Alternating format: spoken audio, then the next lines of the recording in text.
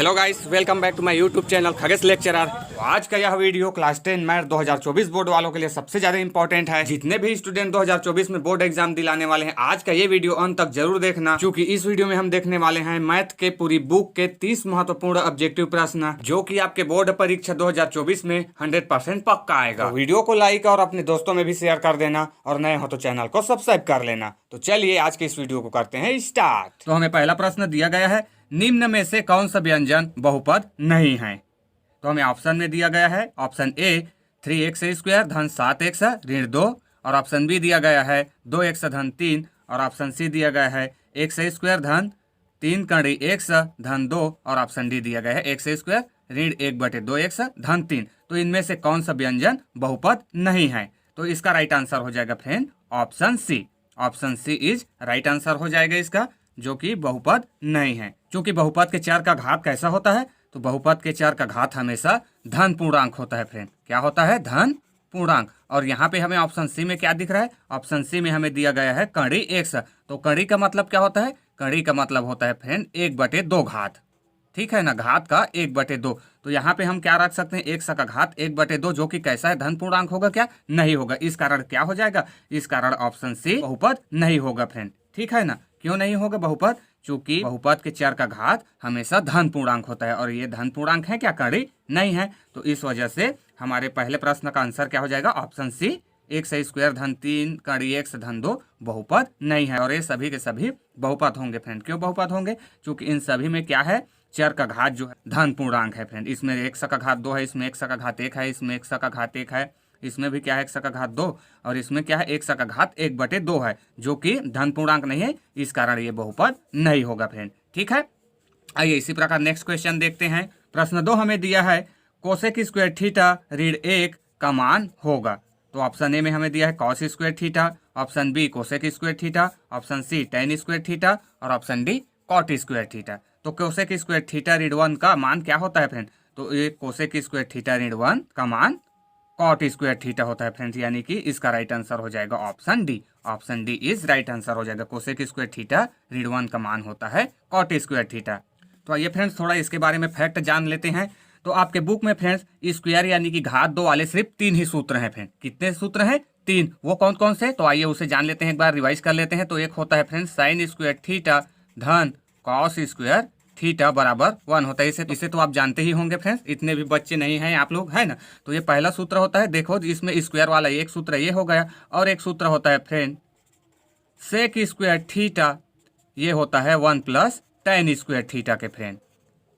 और उसी प्रकार एक सूत्र और होता है कोसेक स्क्वायर थीटा बराबर 1 प्लस कॉट स्क्वायर थीटा होता है फ्रेंड। ये सिर्फ स्क्वायर वाले 3 ही सूत्र हैं, यही से आपके क्वेश्चन बनते हैं 1-2 मार्क्स वाले फ्रेंड। तो देखो यहाँ से क्या क्या कर देता है, कभी कभी आपको स्क्वायर वाले में साइन को रहने देगा, इस कॉस को पक्षांतर कर देगा। तो साइन स्क्वायर थीटा बराबर हमें क्या मिलेगा? 1 ऋण कॉस स्क्वायर थीटा फ्रेंड। देखो इसी तरीके से, यानी कि सूत्र तो एक ही है, लेकिन इसी से क्या होंगे और सूत्र बनते हैं। फिर हम कॉस का ज्ञात करना चाहेंगे तो साइन को पक्षांतर कर देंगे, तो कॉस स्क्वायर थीटा बराबर क्या होगा? 1 माइनस साइन स्क्वायर थीटा। उसी प्रकार इसमें भी क्या हो जाएगा दूसरे सूत्र में, जो कि सेक स्क्वायर थीटा बराबर होता है 1 प्लस टेन स्क्वायर थीटा के। तो इसमें कभी कभी हमें टेन से कब पूछा जाएगा, तो इस एक को पक्षांतर कर देंगे फ्रेंड। तो क्या हो जाएगा? टेन स्क्वायर थीटा बराबर होता है सेक स्क्वायर थीटा ऋण 1। और उसी प्रकार देखो ये थर्ड कंडीशन, यहाँ पे क्या होगा? यहाँ पे इस एक को पक्षांतर कर देंगे, तो क्या हो जाएगा? कोसेक स्क्वायर थीटा ऋण 1 बराबर में क्या होगा? Cot square theta. तो ये यही सूत्र है फ्रेंड। देखो इसी को घुमा के हमें दिया गया है। ठीक है, तो आप बस ये 3 ही फॉर्मूला याद रखिए। कौन कौन सा? Sine square theta plus cos square theta बराबर 1 होता है। और इन दोनों को आप कैसे याद रख सकते हैं फ्रेंड? हमेशा ऐसा याद रखें, सेक बराबर होता है 1 प्लस टेन के, और उसी प्रकार कोसेक बराबर होता है 1 प्लस कॉट के फ्रेंड। ठीक है, आपको स्क्वायर बाद में लगा लेना है, वो तो याद आ जाएगा, है ना। आपको बस इतना याद रखना है, सेक बराबर होता है 1 प्लस टेन के, और उसी प्रकार कोसेक बराबर होता है 1 प्लस कॉट के। यहाँ से फिर पक्षांतर करके हम कई सूत्र बना सकते हैं ना। तो ये इस तरीके से आप याद रख सकते हैं। आइए नेक्स्ट क्वेश्चन देखते हैं। प्रश्न 3 हमें दिया है, 2 तुल्य अनुपातों का संबंध है।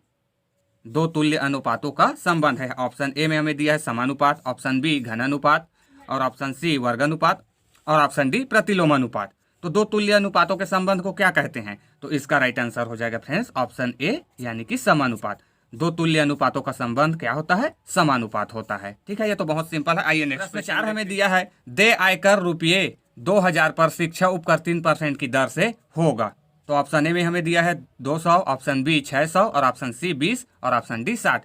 तो दे आयकर 2000 रुपये पर शिक्षा उपकर 3% की दर से कितना होगा फ्रेंड। तो इसे हम डायरेक्टली यहीं से कैलकुलेट कर सकते हैं। क्या होगा 2000 रुपये का 3%, तो हम यहाँ से निकाल लेंगे 2000 गुणा 3 बटे में क्या हो जाएगा 100। तो यहाँ से जो करता है उसे काट देते हैं, 1 शून्य 1 शून्य 1 शून्य 1 शून्य 1 कट गया। अब कितना बच गया 20 गुणा 3, तो 2 तिया 6 हो जाएगा और शून्य का शून्य, तो कितना आ गया फ्रेंड 20 तिया 60 यानी कि 60 रुपये। तो ऑप्शन में हमें कौन सा दिख रहा है डी में, तो यही हमारा आंसर हो जाएगा फ्रेंड। यानी कि दे आयकर रुपये 2000 पर शिक्षा उपकर 3% की दर से कितना होगा 60 रुपये होगा फ्रेंड।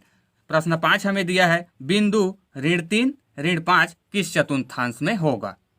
ऑप्शन ए में हमें दिया है चतुर्थ चतुर्थांश, ऑप्शन बी द्वितीय चतुर्थांश और ऑप्शन सी तृतीय चतुर्थांश और ऑप्शन डी प्रथम चतुर्थांश। तो -3 और -5 किस चतुर्थांश में होगा फ्रेंड। तो चलो इसके लिए हम समतल को 4 भागों में डिवाइड कर लेते हैं फ्रेंड, ये इस तरीके से। तो क्या होता है, ये जो होता है वो प्लस में होता है और ये भी प्लस में, इसी प्रकार ये एक सा का माइनस में और ये y का माइनस में। तो देखो हमें एक सा ये होता है फ्रेंड, तो एक सा माइनस में दिख रहा है, तो एक सा माइनस किधर होता है, ये इस पक्ष में फ्रेंड, तो ये तो हो गया है इधर आएगा। और दूसरा हमें दिया है बिंदु y का निर्देशांक -5, तो y भी माइनस कहाँ होगा फ्रेंड, तो इस नीचे वाले में, यानी कि हमारा जो बिंदु आ रहा है वो कहाँ पे आएगा, वो यहाँ पे आएगा फ्रेंड, है ना, जिसमें एक सा भी माइनस है और y भी माइनस है। तो ये कौन सा चतुर्थांश है, पहला दूसरा तीसरा, तो यानी कि कौन सा चतुर्थांश में आ जाएगा, तृतीय चतुर्थांश फ्रेंड। तो इसका राइट आंसर ऑप्शन सी हो जाएगा। तो बिंदु -3 -5 किस चतुर्थांश में होगा, तो यह तृतीय चतुर्थांश में होगा फ्रेंड। आइए नेक्स्ट क्वेश्चन देखते हैं। प्रश्न 6 हमें दिया है समांतर श्रेणी 5, 11, 17, 23 में सर्वांतर होगा। तो ऑप्शन ए में हमें दिया है ऑप्शन ए 7, ऑप्शन बी 5 और ऑप्शन सी ऋण 6 और ऑप्शन डी 6।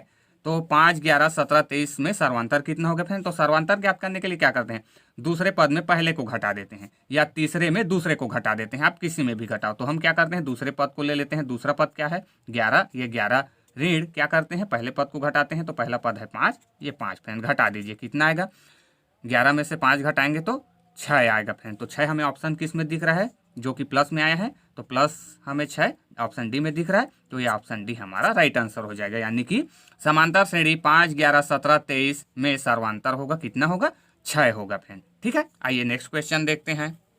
प्रश्न 7 हमें दिया है 2 x धन 5 एवं 3 x ऋण 2 का योग है। तो ये बहुपद का क्वेश्चन है फ्रेंड। तो क्या होगा, बहुपद को कैसे जोड़ते हैं, यानी कि ये बहुपद का योग कह रहा है। तो बहुपद को जोड़ने के लिए क्या करते हैं, चर वाले को चर के साथ, अचर वाले को अचर के साथ जोड़ते हैं फ्रेंड। ठीक है, तो देखो हमें ऑप्शन में क्या क्या दिया गया है। ऑप्शन ए हमें दिया है x धन 3, ऑप्शन बी 5 x धन 3 और ऑप्शन सी x ऋण 3 और ऑप्शन डी 5 x ऋण 3। तो चलो इसको योग करके देखते हैं। तो 2x ये किसके साथ होगा फ्रेंड, ये चर वाला है तो इसके चर के साथ होगा, जो कि कितना है 3x, तो ये धन का 3x हो जाएगा। फिर संख्या के साथ जुड़ेगा, तो इधर क्या है प्लस का 5, ये प्लस का 5 और इसके साथ जुड़ेगा ऋण का 2, तो ये हो जाएगा ऋण का 2। ठीक है, इसे हल कर लीजिए। तो 2x धन 3x दोनों प्लस प्लस में जुड़ जाएगा, तो ये हो जाएगा 5x और ये प्लस 5 है और ये माइनस का 2 है, तो घट जाएगा, तो घटेगा तो कितना बचेगा प्लस का 3, ये प्लस का 3। तो हमारे पास आया 5x धन 3। कौन सा ऑप्शन में दिया गया है, 5x धन 3 ऑप्शन बी में दिख रहा है, तो यही हमारा राइट आंसर हो जाएगा फ्रेंड। ठीक है, 5x धन 3, 2x धन 5 एवं 3x ऋण 2 का योग 5x धन 3 होगा फ्रेंड। आइए नेक्स्ट क्वेश्चन देखते हैं। प्रश्न 8 हमें दिया है 1 माइनस साइन स्क्वायर थीटा का मान है। तो ये देखो फ्रेंड, जस्ट वो 3 सूत्र देखे हैं स्क्वायर वाले यानी कि वर्ग वाले, उसी का क्वेश्चन फिर आ गया है। तो देखो 1 माइनस साइन स्क्वायर थीटा का मान है, तो इसे तो अब आप डायरेक्टली बता सकते हैं फ्रेंड, क्या होगा, इसका राइट आंसर हो जाएगा 1 माइनस साइन स्क्वायर थीटा बराबर कॉस स्क्वायर थीटा फ्रेंड, है ना। Option A is right answer हो जाएगा। ठीक है, क्या होता है ये sine square theta plus cos square theta बराबर होता है 1। तो यहाँ से हम साइन को पक्षांतर करेंगे तो क्या हो जाएगा, कॉस स्क्वायर थीटा बराबर 1 माइनस साइन स्क्वायर थीटा। तो 1 माइनस साइन स्क्वायर थीटा बराबर कॉस स्क्वायर थीटा हो जाएगा। ठीक है, आइए इसी प्रकार प्रश्न 9 देखते हैं। प्रश्न 9 हमें दिया है यदि सावधि जमा खाता में ब्याज की गणना 6 माही आधार पर की जाती है तो वार्षिक दर को लिया जाना चाहिए। तो ऑप्शन ए में हमें दिया है आधा, ऑप्शन बी दुगुना और ऑप्शन सी तिगुना और ऑप्शन डी 4 गुना। तो यदि सावधि जमा खाता में ब्याज की गणना 6 माही आधार पर की जाती है तो वार्षिक दर को लिया जाना चाहिए, कितना लिया जाना चाहिए फ्रेंड, तो इसका राइट आंसर हो जाएगा ऑप्शन बी 2 गुना फ्रेंड। अगर 6 माह यानी कि आधा होता है फ्रेंड, तो 6 माह में ब्याज की गणना की जाती है तो वार्षिक में क्या हो जाएगा, उसका दुगना हो जाएगा, है ना। तो इसका राइट आंसर हो जाएगा ऑप्शन बी, दुगना। नेक्स्ट क्वेश्चन देखते हैं। प्रश्न 10 हमें दिया है बिंदु ऋण 3, 5 किस चतुर्थांश में होगा। तो ऑप्शन ए में हमें दिया है प्रथम चतुर्थांश, ऑप्शन बी द्वितीय चतुर्थांश, और ऑप्शन सी तृतीय चतुर्थांश, और ऑप्शन डी चतुर्थ चतुर्थांश। तो -3 और 5 किस चतुर्थांश में होगा फ्रेंड। तो देखो ये क्या है, एक्स जो कि कैसा है, ऋणात्मक में दिया गया है, तो ये हो गया ऋणात्मक में फ्रेंड, ये एक्स हो गया ऋणात्मक, इधर कहीं होगा ये बिंदु, ठीक है ना, यही ऋणात्मक होता है, इधर प्लस होता है, और वाई दिया गया है प्लस में, पॉजिटिव, तो वाई नीचे में होता है प्लस में कि ऊपर में, तो जाहिर सी बात है ऊपर में होता है प्लस में, तो यानी कि ये बिंदु कहाँ पे होगा, इस चतुर्थांश में होगा फ्रेंड, है ना, जिसमें एक्स क्या है ऋणात्मक और वाई का है धनात्मक। तो ये कौन सा चतुर्थांश है, पहला दूसरा, यानी कि बिंदु ऋण 3, 5 किस चतुर्थांश में होगा, तो ये द्वितीय चतुर्थांश में होगा फ्रेंड। तो कौन सा ऑप्शन में है, ऑप्शन बी, तो ये हमारा राइट आंसर हो जाएगा, यानी कि बिंदु ऋण 3, 5 किस चतुर्थांश में होगा, तो वो द्वितीय चतुर्थांश में होगा। प्रश्न 11 दिया है द्विघात समीकरण के मूल होते हैं। तो ऑप्शन ए में हमें दिया गया है 0, ऑप्शन बी 1, ऑप्शन सी 2 और ऑप्शन डी 3। तो द्विघात समीकरण के कितने मूल होते हैं फ्रेंड, तो इसका राइट आंसर हो जाएगा ऑप्शन सी, यानी कि 2। द्विघात समीकरण के कितने मूल होते हैं, 2 मूल होते हैं, ठीक है। ये तो बहुत सिंपल क्वेश्चन है। आइए इसी प्रकार प्रश्न 12 देखते हैं। प्रश्न 12 हमें दिया है कड़ी 2 धन 1 और कड़ी 2 ऋण 1 का समांतर माध्य है। तो ऑप्शन ए में हमें दिया गया है 2, ऑप्शन बी 2 कड़ी 2, और ऑप्शन सी ऋण कड़ी 2, और ऑप्शन डी कड़ी 2। तो कड़ी 2 धन 1 और कड़ी 2 ऋण 1 का समांतर माध्य क्या होगा फ्रेंड। तो आइए इसे बना के देख लेते हैं। तो ये है कड़ी 2 धन 1,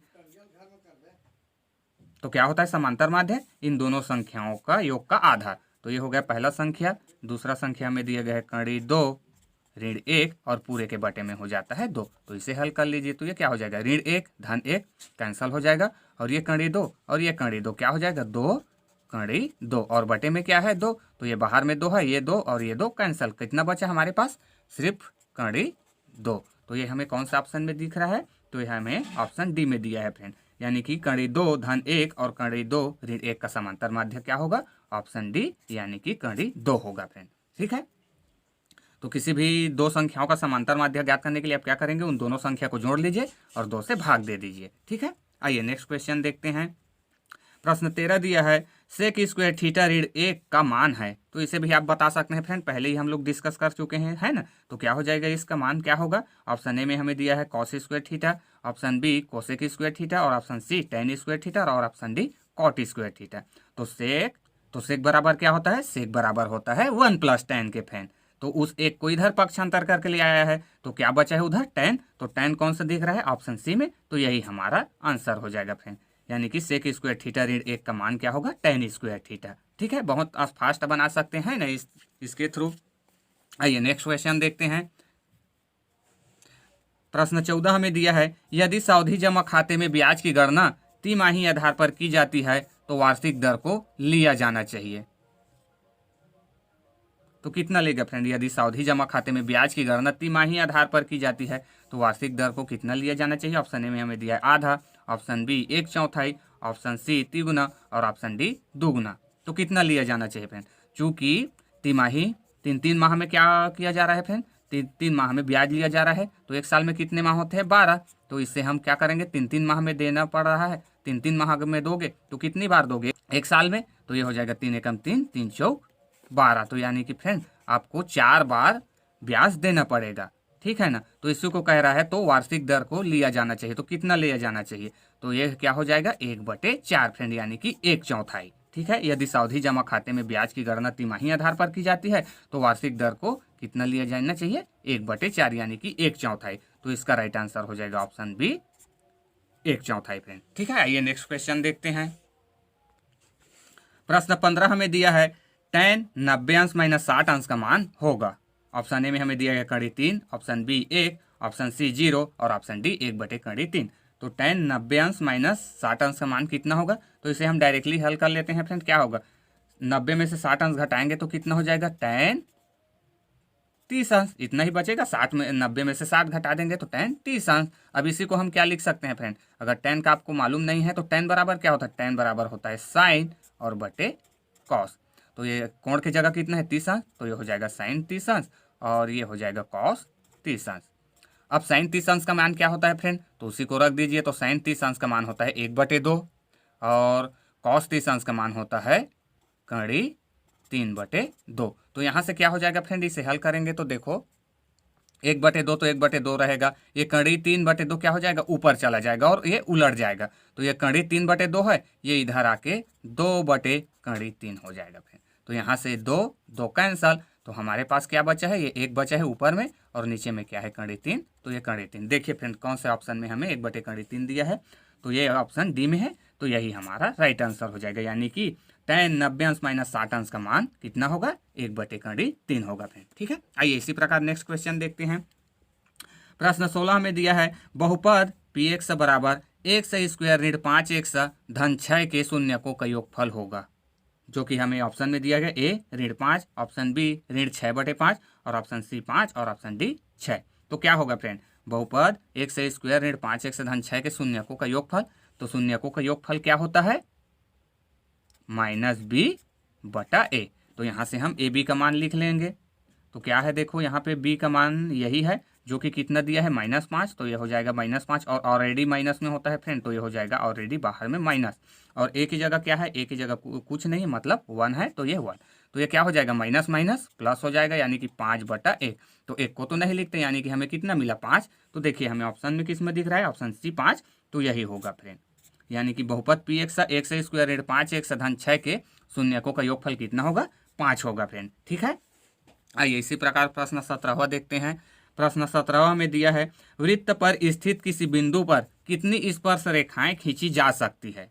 ऑप्शन ए में हमें दिया है 1, ऑप्शन बी 2, ऑप्शन सी 3 और ऑप्शन डी इनमें से कोई नहीं।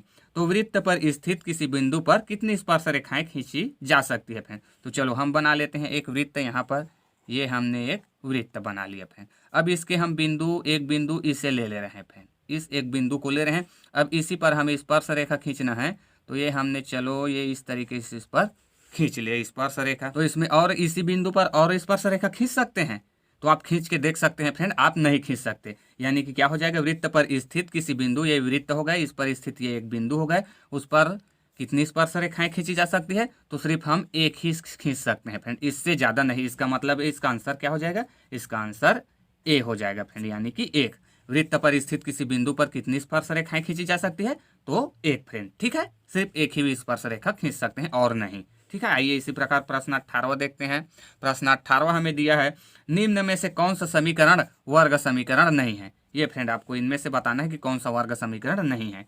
तो ऑप्शन ए में हमें दिया है x धन 1/x बराबर 2, ऑप्शन बी दिया है x स्क्वायर धन 7x कड़ी x धन 9 बराबर 0 और ऑप्शन सी दिया है x स्क्वायर ऋण 9 बराबर 4 और ऑप्शन डी दिया गया है x स्क्वायर धन x बराबर कड़ी 3/2। तो इनमें से कौन वर्ग समीकरण नहीं है, तो इसका राइट आंसर हो जाएगा friend option B. Option B, चूंकि इसमें भी हमें क्या देखने को मिल रहा है, इसमें भी हमें एक सही जो कि क्या है चर है, इसमें भी कड़ी आ गया है, यानी कि इसका घात क्या है, अपूर्ण है फ्रेंड, अपूर्ण संख्या है ना, पूर्ण वर्ग संख्या नहीं है। तो इसका मतलब क्या हो जाएगा, option B is right answer हो जाएगा, जो कि वर्ग समीकरण नहीं होगा। ये सभी के सभी वर्ग समीकरण होंगे फ्रेंड। इसे भी हल करके देखेंगे तो ये x इसके साथ गुणा होगा तो x का स्क्वायर, ये भी क्या हो जाएगा वर्ग समीकरण। इसमें कड़ी x आ गए है, यानी कड़ी का मतलब क्या होता है, इसके घात 1/2 है। इसका मतलब ये क्या होगा, ये वर्ग समीकरण नहीं होगा फ्रेंड। ठीक है, आइए नेक्स्ट क्वेश्चन देखते हैं। प्रश्न 19 हमें दिया है एक व्यक्ति की कर योग्य वार्षिक आय 10 लाख रुपए से अधिक है, उसको देय आयकर के साथ अधिभार देना पड़ता है,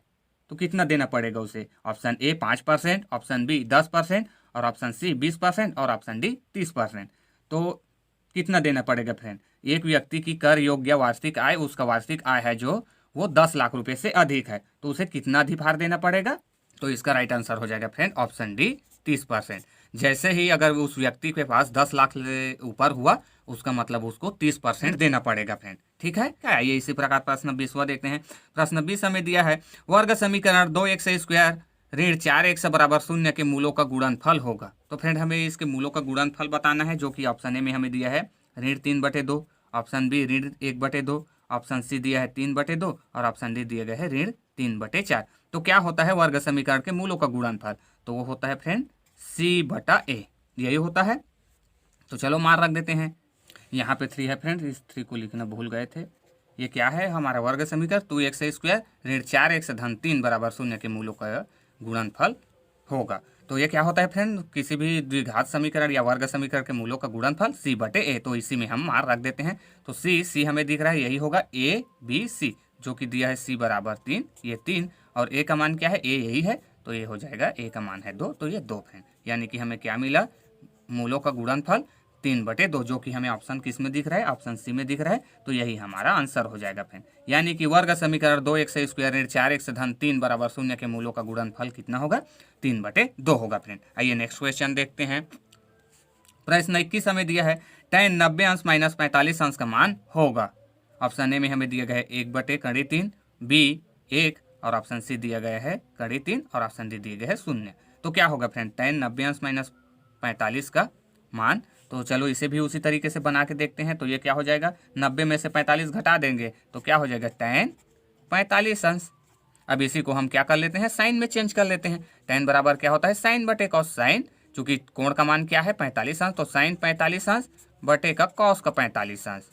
अब साइन 45 का मान क्या होता है फ्रेंड, तो साइन 45 का मान होता है 1/2 और कॉस का भी होता है, साइन और कॉस दोनों 45 का मान दोनों सेम होता है फ्रेंड। इसका भी होता है 1/2। तो देखो ये क्या हो जाएगा, 1/2 गुणा इधर हो जाएगा 2/1 है ना। इस 1/2 को पक्ष ऊपर ले जाएंगे तो क्या हो जाएगा, ये उलट जाएगा। 1/2 था वो क्या हो जाएगा 2/1 और ये एक सभी कट जाएंगे तो हमारे पास कितना मिलेगा, 1 फ्रेंड। तो ये tan 90 माइनस 45 का मान कितना होगा, 1 होगा, जो कि ऑप्शन बी में दिख रहा है। तो ये ऑप्शन बी हमारा राइट आंसर हो जाएगा। ठीक है, आइए नेक्स्ट क्वेश्चन देखते हैं। प्रश्न 22 हमें दिया है बहुपद px बराबर x² ऋण 3x ऋण 4 का शून्यक होगा। ऑप्शन ए में हमें दिया 1, ऑप्शन बी ऋण 2 और ऑप्शन सी 2 और ऑप्शन डी दिया गया है ऋण 1। तो हमें इस बहुपद का शून्यक बताना है फ्रेंड्स। क्या होगा, 1 या ऋण 2 या 2 या 1। तो क्या होता है शून्यक, ऐसा एक सा का मान जिसको हम इसमें रखें तो ये पूरा शून्य हो जाना चाहिए फ्रेंड। तो क्या रखें, 1 रख के देखें, इसे चेक करके देख सकते हो। 1 रखेंगे तो ये 1 हो जाएगा, ये 3 एकम 3 और ये 4 3 7 नहीं आएगा फ्रेंड शून्य, तो हम 1 नहीं लेंगे, यानी कि इस बहुपद का 1 शून्यक नहीं होगा। ऋण 2 को देखते हैं तो ऋण 2 को रखेंगे यहाँ पर, तो ऋण 2 का स्क्वायर 2 दूनी 4 हो जाएगा और ये ऋण 2 तिया 6 हो जाएगा, जो कि प्लस में, और ये क्या हो जाएगा माइनस के, ये भी नहीं होगा फ्रेंड। इसी प्रकार हम 2 को रख के देखेंगे तो इसमें भी ये शून्य नहीं होगा। फिर -1 को रख के देखेंगे तो क्या हो जाएगा, इस -1 का स्क्वायर यानी कि -1 गुणा -1 क्या होगा 1 मिलेगा, प्लस का ऋण क्या हो जाएगा धन हो जाएगा, गुणा में धन हो जाता है तो 1 का 1 हो जाएगा। और यहाँ पे ऋण 1 रखेंगे तो ऋण 1 का ऋण 3 के साथ गुणा होगा तो क्या होगा, धन का 3 मिलेगा, ऋण कैंसल हो जाएंगे और 3 एकम 3 और इधर क्या है ऋण का 4, तो ये ऋण का 4, तो 3 और ये 1 मिल करके 4 हो जाएंगे और ये भी क्या है इधर ऑलरेडी 4 है, दोनों मिल करके शून्य हो जाएगा फ्रेंड। तो इस बहुपद का शून्य क्या होगा, ऑप्शन डी ऋण 1 होगा फ्रेंड। यानी कि बहुपद x² ऋण 3x ऋण 4 का शून्य होगा ऋण 1। इस ऋण 1 को हम इसमें रखेंगे तो ये पूरा वैल्यू शून्य हो जाएगा फ्रेंड। ठीक है, आइए नेक्स्ट क्वेश्चन। इसका प्रश्न दिया है सावधि खाता में परिपक्वता मूल्य ज्ञात करने का सूत्र है। तो सावधि खाता में परिपक्वता मूल्य ज्ञात करने का कौन सा सूत्र है फ्रेंड, तो ऑप्शन ए में हमें दिया है मिश्र धन बराबर होता है मूलधन ब्रैकेट 1 प्लस दर बटे 100 पूरे का पावर समय, और ऑप्शन बी दिया गया है मूलधन बराबर मिश्र धन 1 प्लस दर बटे 100 पूरे का घात समय, और ऑप्शन सी दिया है मिश्र धन बराबर मूलधन ब्रैकेट 1 प्लस समय बटे 100 और दर, और इसी प्रकार ऑप्शन डी दिया है मूलधन बराबर मिश्र धन 1 प्लस समय बटे 100 और दर।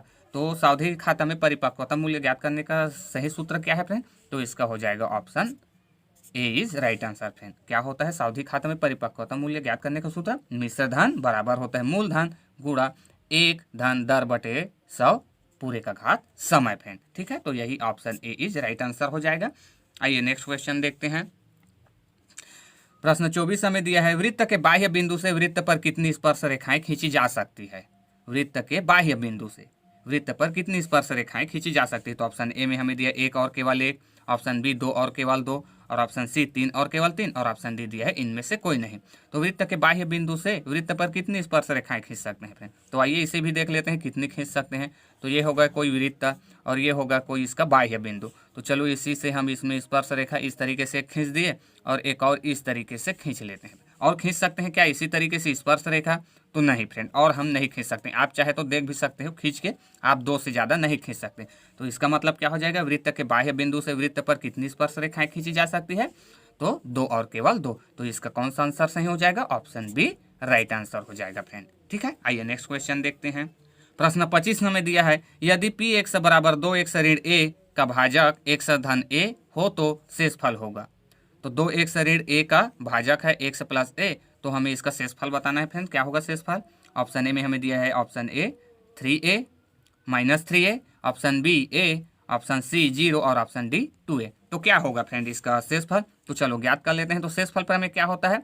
शेषफल हमें बताता है कि यदि x प्लस ए इसका भाजक है तो x बराबर ए भी इसको संतुष्ट करेगा फ्रेंड। तो हम क्या करते हैं इसमें x बराबर ए रख देते हैं। तो ये क्या हो जाएगा 2a ऋण ए हो जाएगा फ्रेंड। ठीक है, तो क्या हो जाएगा देखो यहाँ से 2a है ऋण ए, क्या हो जाएगा घट जाएगा। तो हमारे पास क्या बचेगा? सिर्फ ए फ्रेंड। ठीक है, तो ये हमें यही मिला हमें। तो ये कौन से ऑप्शन में दिख रहा है हमें? तो ये हमें ऑप्शन बी में दिख रहा है। तो यही हमारा राइट आंसर हो जाएगा फ्रेंड। यानी कि यदि पी एक्स बराबर 2x ऋण ए का भाजक x प्लस ए हो तो शेषफल होगा ए फ्रेंड। ठीक है, ए होगा। आइए नेक्स्ट प्रश्न 26 हमें दिया है, समरूप त्रिभुज की संगत भुजाएं होती हैं। समरूप त्रिभुज की संगत भुजाएं होती है, कैसी होती है? तो ऑप्शन ए में हमें दिया है बराबर, ऑप्शन बी समानांतर, ऑप्शन सी समानुपातिक और ऑप्शन डी लंबवत। तो समरूप त्रिभुज की संगत भुजाएं कैसी होती है? तो इसका राइट आंसर हो जाएगा ऑप्शन सी समानुपातिक।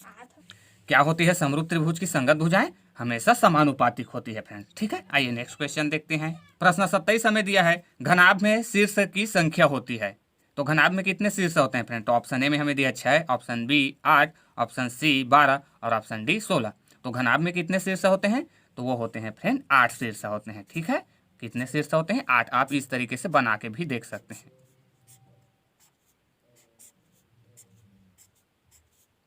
ये इस तरीके से फ्रेंड। तो इसके शीर्ष कौन होंगे? ये एक हो गया, ये दूसरा, ये तीसरा, ये चौथा। 4 इधर दिखेगा और 4 आपको इधर देखने को मिलेगा। 1 2 3 और ये 4 फ्रेंड। तो इधर 4 और इधर 4, कितने शीर्ष हो गए? 8 शीर्ष।